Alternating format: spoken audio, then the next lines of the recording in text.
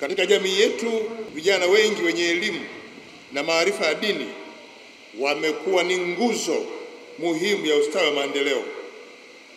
Vile vile tunatambua kwamba imani imara ya kidini hujenga jamii yenye maadili mema, lakini pia inajenga huruma, tabia ya kujitoa, ufanisi katika kazi na upendo wa dhati kwa jumla kwenye jamii. Mashindano haya yanatoa fundisho ya malezi bora ya vijana wetu kutoka kwenye familia, hasa kwa vijana wote wanaohifadhi Qur'an tukufu.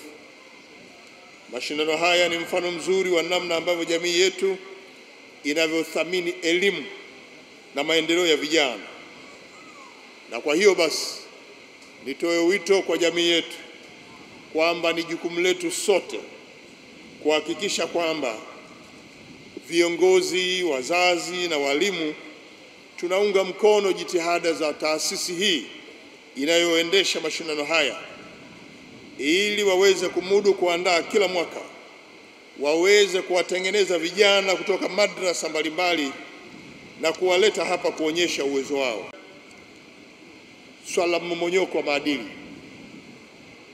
ninaomba sana viongozi wa dini, wazazi na walezi wa vijana wetu tuendelee kulifanya na kulizungumza na kulichukulia hatua swala mmomonyoko wa maadili kuwa ni ajenda ya kudumu.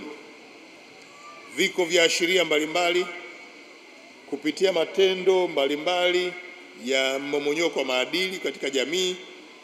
Ni jukumu letu sisi viongozi wa dini kupitia nyumba zetu za ibada kuwahubiria Watanzania, kuwatahadharisha Watanzania na kuwasihi Watanzania kutotenda mabaya yasiyompendeza Mwenyezi Mungu.